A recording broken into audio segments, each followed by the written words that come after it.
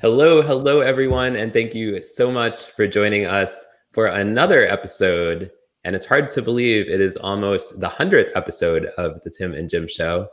I am Tim Sohn of Sohn Social Media Solutions here in the woods, however, right now on the set of Hamilton with the bears and the turkeys, but they are not on the set of Hamilton.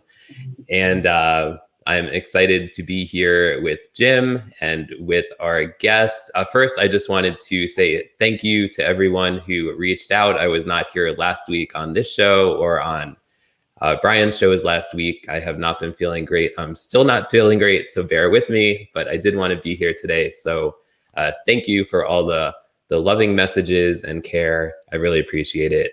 But now I will turn it over to Jim to take the show forward. Well, thank you, Tim, and I'm glad to see you back. And of course, maybe it's because I don't have my glasses on, but when I see your background, I think it's a brewery. So I don't know, maybe I got to get my mind out of the gutter. But I didn't know it was Hamilton at first, but I did watch Hamilton when it was on. I guess it's still on Disney Plus. So, it is. It was very fascinating. My wife actually went and read a book about Alexander Hamilton after watching it. So getting her into history. So that's been a positive sign of the pandemic. But really excited to have our guest Wendy Glavin on today.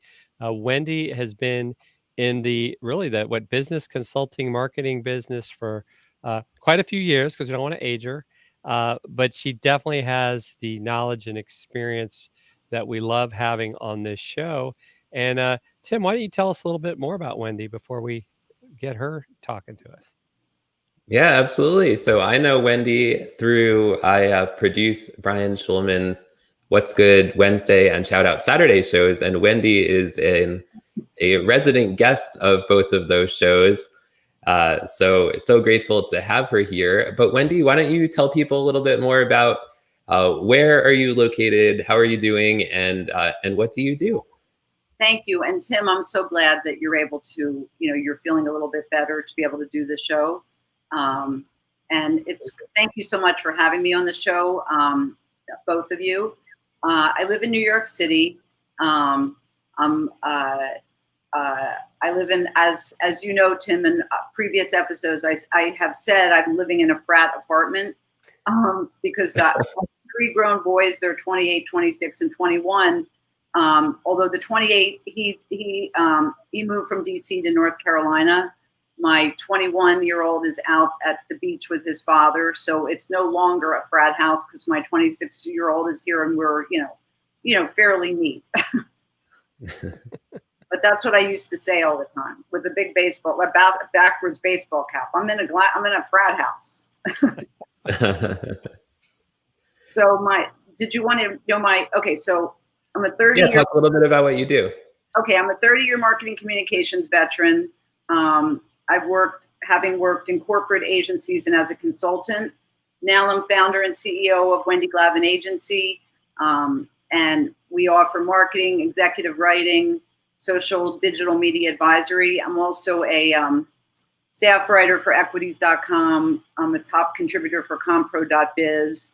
And so I also have a tech column in Equities called Glavin's Tech Talk, where I share, not now, but like the landscape of technology. And of course, nobody's interested in that right now. But, I am. Oh, you are? Then go to the news on my website, the news tab on my website, and you can read all the articles that I've written. I mean, that have been all the published articles. Awesome. So that's my story. Awesome. That's my story. That's awesome. Thank you, Wendy. So today we're going to be talking about how to create opportunity and manage change, which is such a relevant topic right now in the times we are in, with so many things going on with the coronavirus and many things minute by minute in this world we're living in. So we want to thank you, everyone who are tuning in to join us today here on the Tim and Jim Show.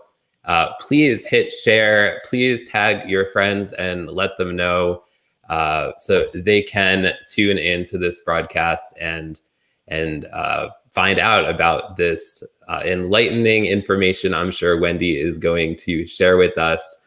Also, let us know what questions you have for Wendy. Put them down in the comments, and I'm sure she'd be happy to answer them for you. So Jim, do you want to take away question number 1? Yeah, Wendy, how have you navigated your 30-year career? Because you would think as your career moves on, things would get easier. I know as well, having a previous career, that we wouldn't expect to be where we are today. We've had to do some shifting that folks with experience like we do would not expect this. So how have you managed that?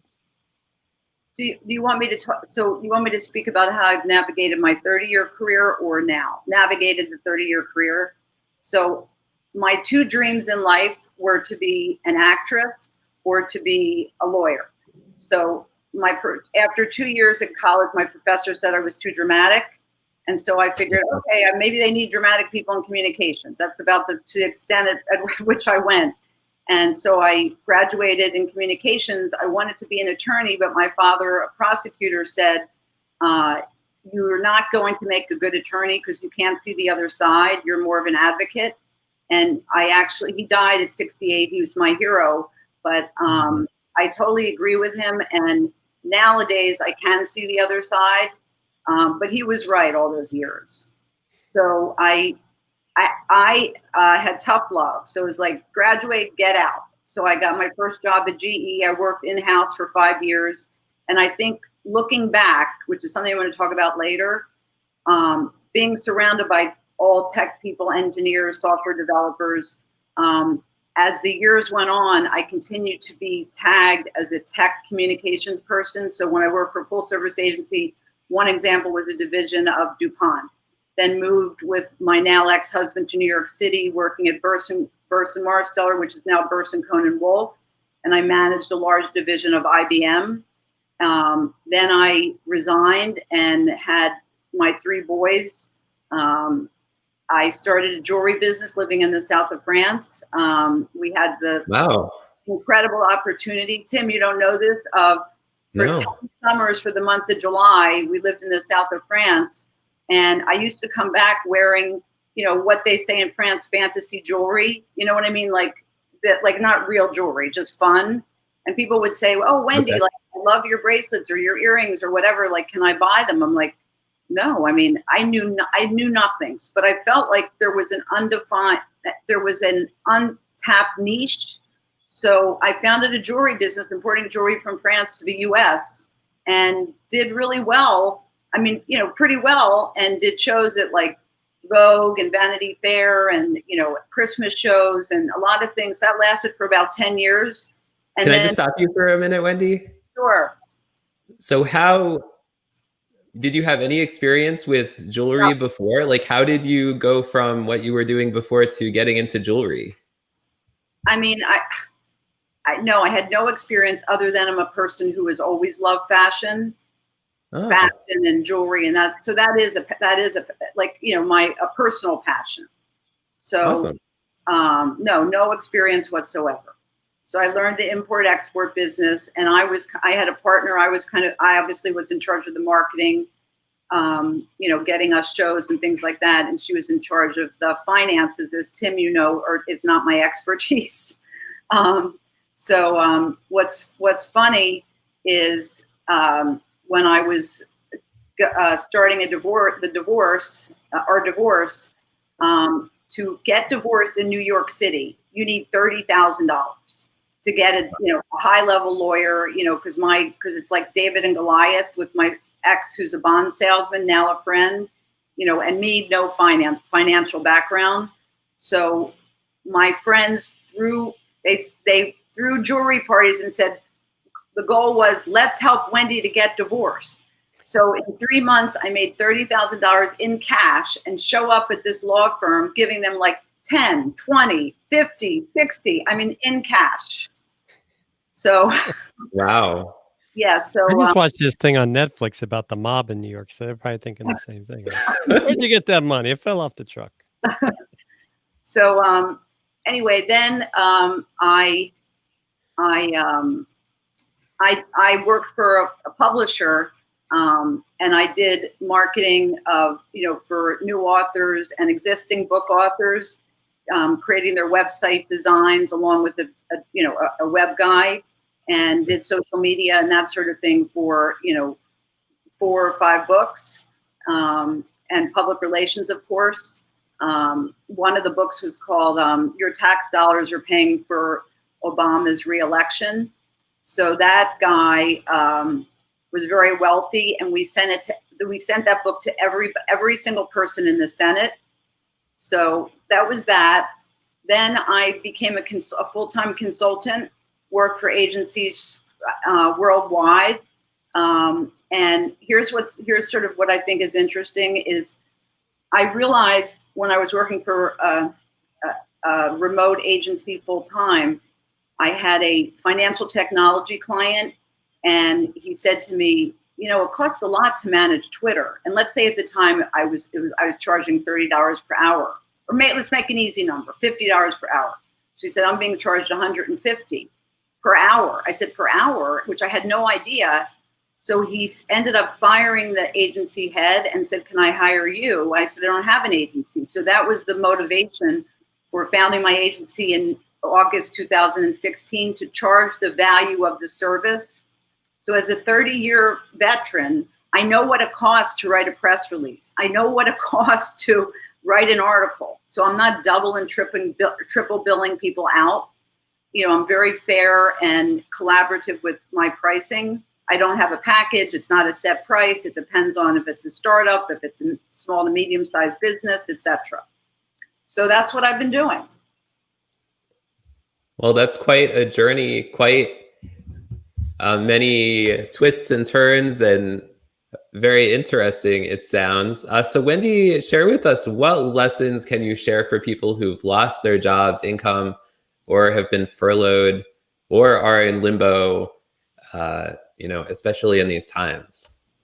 So what I would like to say is, if you look back throughout your life, at your background, your experiences, your relationships, your hobbies, your interests, you will find common patterns and transferable skills.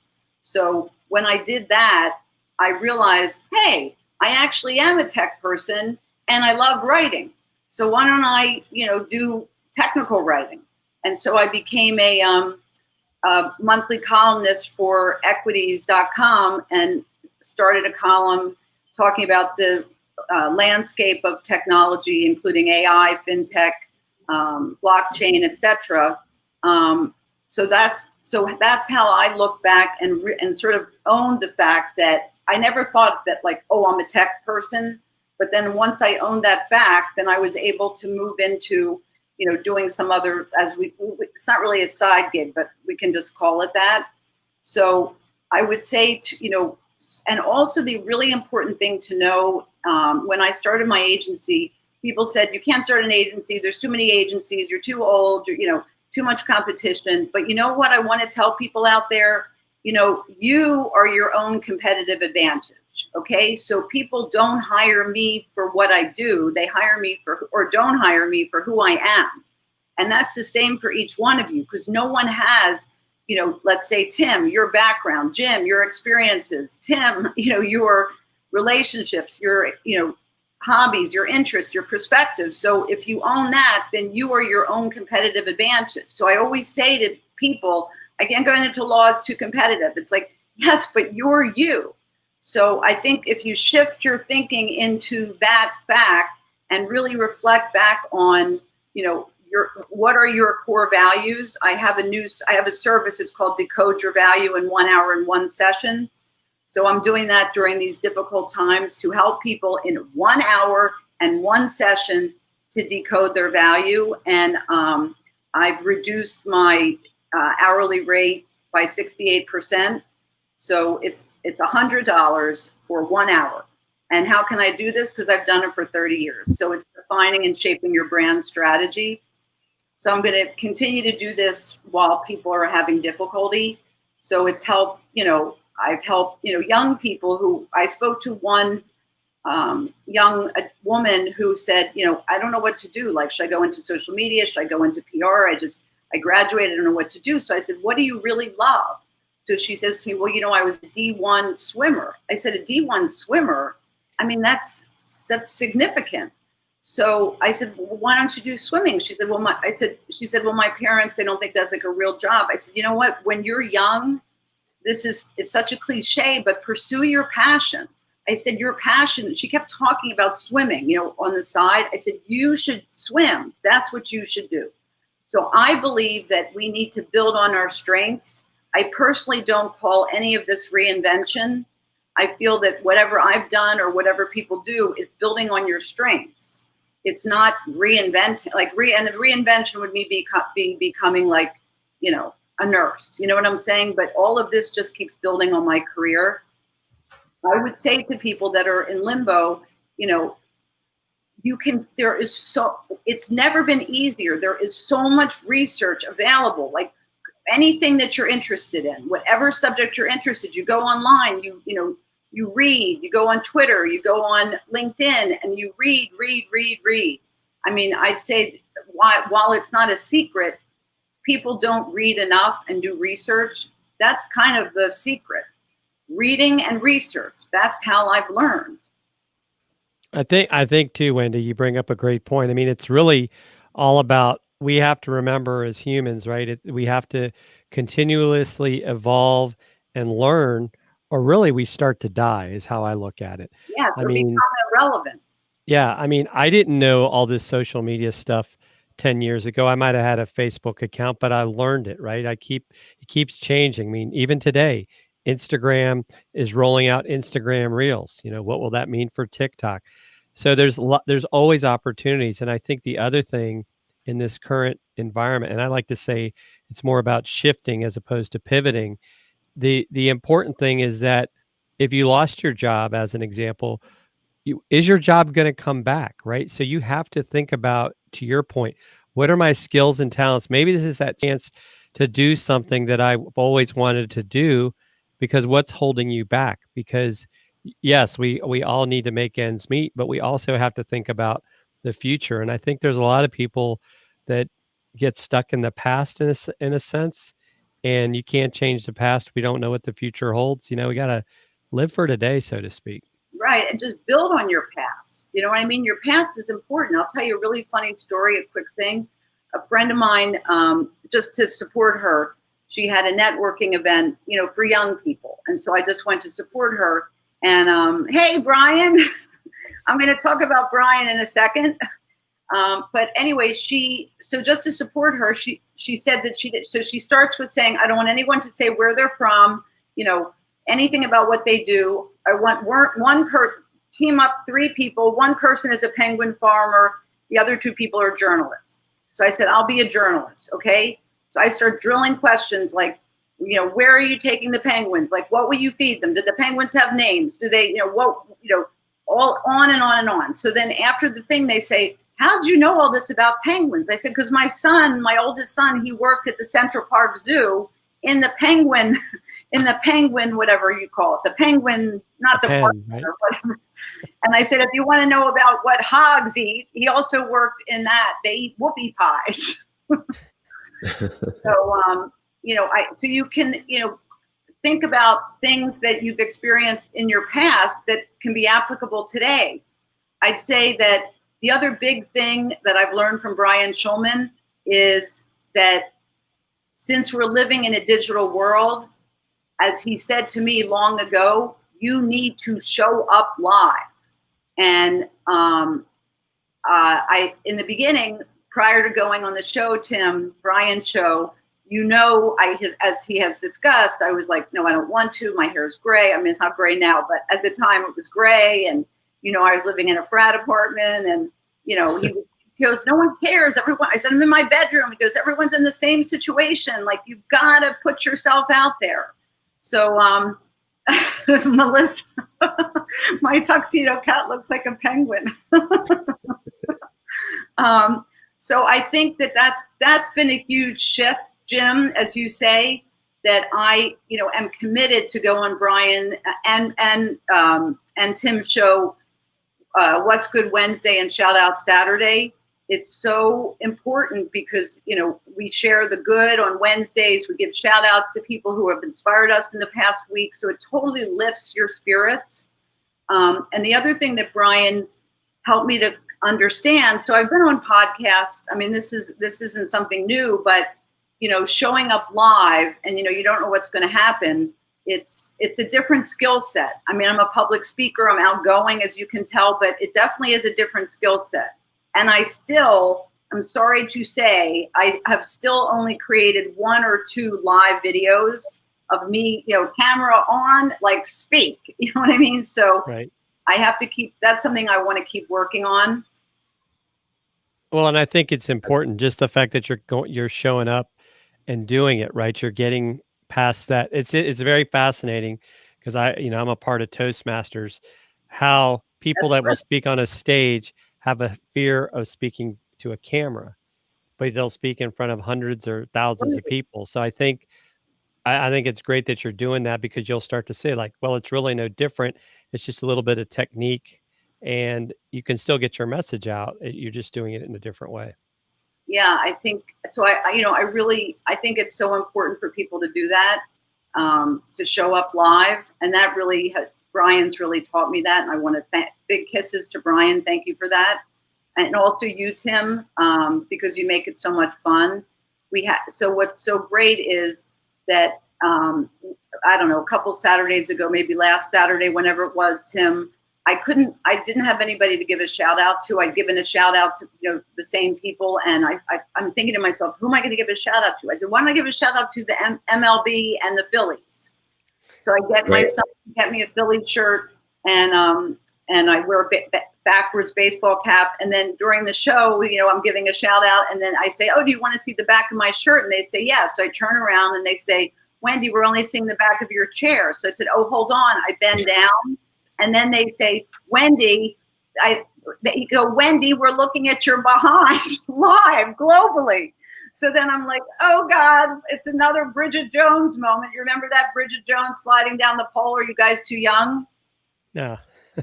Yeah. No. I'm not too young. Liz, I agree. I like to call myself a forever student.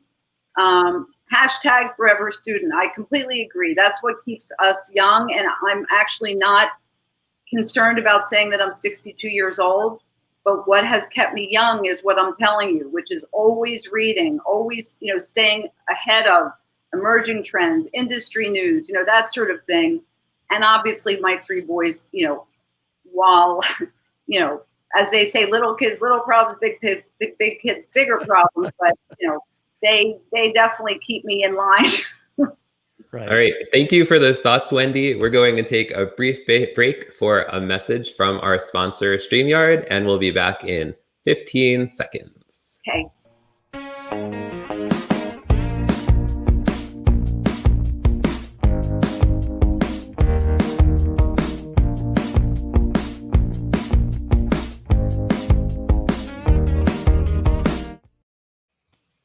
And we're back, and Jim is dancing. Jim is quite the dancer. Yeah, we do. And dancing. Yeah. We like to dance on many different shows, some of us.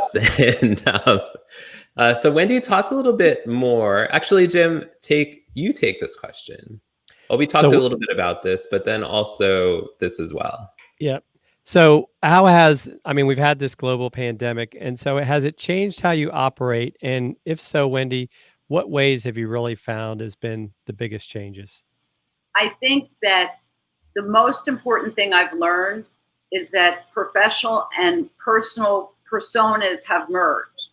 So like you did here, and like what always happens when I talk to people or people talk, they're like, where are you based? How are you doing? How are you feeling? So it's much more of like a feel first, as my business advisor, Deidre Breckenridge, has coined the feel first model. Or as Brian said, it's heart first as opposed to business first. So I think that that's made a huge difference, because the most important thing are relationships, are the relationships that we have, and developing those relationships by bringing our whole selves to the table, quote unquote, where you're not afraid to completely be yourself, whoever you are. We each are unique, and that's what makes successful relationships. Amen to that. I would agree 100%. In fact, even I would take it a step further. What people may not be realizing, because we are probably in general all spending a lot more time online, people are also showing some cases their true colors, which has not always been a pretty thing. And I think that is going to have an impact on some businesses, because when you see what some of these people are about, you're like, wow, now I didn't know this person was like that. They're no longer on my list. Yeah. And also, we're in such this divisive times. It's important to be, very careful about what it is that you're saying, what content, in terms of, social media platforms and all that kind of thing. It's just really important to be very careful. Another thing I want to say that I think is very significant is people stop selling and start helping. Okay. The amount of calls I get with people who've done no research to be like, oh, do you need help with your website? Oh, do you need help with this? It's like, just do your research on LinkedIn. I mean, if you want to reach out to people, people will so respect the fact that you say that, I did research on your company, or I read your article, or whatever it might be, as opposed to just, oh, I see we have mutual connections, so please sign up, or Right. please connect. It's like, it's supposed to be a two-way thing. Everything should be two-way. Everybody helping each other. I had 3 connection requests on LinkedIn in the last 2 days that were just like, hey, do you need help with your, getting leads? It's like, Exactly. Tim, did I write an article somewhere on LinkedIn or Facebook where I said I needed help with lead generation? And Right. I politely said, no, I'm fine, thank you, but thanks for connecting, and hopefully they'll stop bugging me. Sorry, you know what else I do? I turn it around. When they're like, do you need help with your website? I'm like, no, but should you need help with marketing executive writing? Right? Yeah, I typically do that. I typically turn it around. Yeah. Because I'm sort of like you. I mean, I don't want to be mean. You know what I mean? So I just, I don't really just say no. I'll say something. Right. But, something that's kind. Yeah, I've been getting a lot of LinkedIn requests as well. And one of them, they even used the word, instead of quarantine, everybody on LinkedIn assumes that your business isn't doing well because of the coronavirus and the quarantine, but they use the word during this quarantine instead of the quarantine. Yeah, no, which I have to say I appreciated, because I do have a corny sense of humor. Well, if they were jokey as opposed to making a grammar mistake, then that's fine. Right, exactly. So Great Wendy, to see you, Melissa. What's that, Tim? No, Melissa said she had to hop off, so I said it was great to see her. Oh, thanks for tuning in, Melissa. And thank you to everyone who is watching, wherever you are. We're having a great conversation here with Wendy Glavin. So Wendy, talk a little bit in terms of what advice can you give to college graduates who are entering the worst job market in over a decade in these certainly interesting times? Okay, like I had said earlier in the show, pursue your passion. Okay, now is the time. Forget about what you majored in college. Okay, I don't want to use examples of my sons because they'll never speak to me again. Let's make believe somebody majored in political science. Let's make believe that happened with someone, and then that person moved to DC, and then they didn't do political science. So the thing is, it doesn't matter what you majored in. Go back to what are you passionate about. Or let's say you majored in English. Okay, there's a lot of different paths, right? Like you can start a blog, or you can, write a book. Or, I mean, I'm not saying it's so easy, but I'm just saying there's like you have to look at each of your skill sets and all the different paths that you can take with them. There's not one path. Tim, like you said earlier, my path has been very surreptitious. Right. So I would say, forget about that there's a bad job market. Like, forget about all that and do what you can in the next 24 hours. This is not my quote, by the way. So if I'm quoting somebody else named Tim or Jim Danzy, who said, forget about forget about a month from now, forget about a week from now, forget about a month from now. Look at the next 24 hours and what can you do to get to where you want to be. I think it's Jim Danzy, Danzie. But I think we have to get out of, I mean, I have what another way I've changed is in the beginning I was, binge watching all the news and Cuomo and, all of that does is just bring you down. So Yeah. the TV, I'm not saying during the day, but I don't even do that anymore because why? I mean, I check to see, what's going on, obviously to be informed, but then it can get to the point where people are feeling depressed. People are feeling like there's no hope. So instead of that, like we started with the show, think about opportunities for yourself, okay? Because you started out with a passion, whether you pursued that like I did in acting or whatever. Although I can do make believe cry, I can. You can, So I'm saying, think about the skills and what you really love to do. Let's say it's sports, okay? So maybe you can't do sports now, obviously, but maybe you are part of, some sort of sports, writing, do some sports writing or broadcasting. I mean, maybe you did that in college. So I'd say to look at all the different things that you did when you were young and, pursue the passion while you can, because as you move on in life, you'll get married, perhaps you'll have kids, and then it becomes harder and harder and harder. And now I am still at 62 feeling like I wish I would have gone to law school. And then the answer is, well, you still can, but that I do really think that. So don't then look back and feel sad about, oh, gee, I wish I really would have done such whatever it is that you wish that you thought that you wanted to do. It's easier now, I think. People say, is it easier now than it was before? It's easier now because of all the tools that we have available to us and the services. I mean, I think it's much easier to, look up, top, blogs in health or in fitness, blogs in, cooking. You know what I mean? There's just so many paths to take. I have a colleague, a dear colleague, Faye Shapiro. I've mentioned her on the show.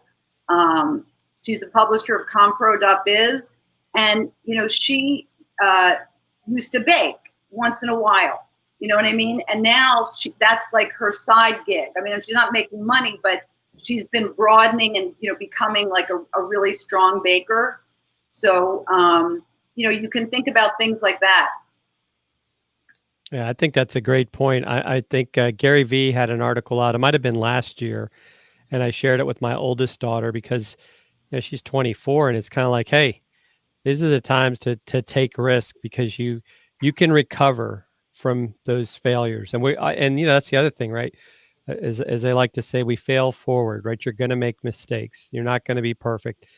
Tim and I talked, I think it was earlier this week or last week, how we had no idea that starting this show about 2 years ago would really end up helping both of us during this time, because we've done this, enough times that we're now, experienced live streamers.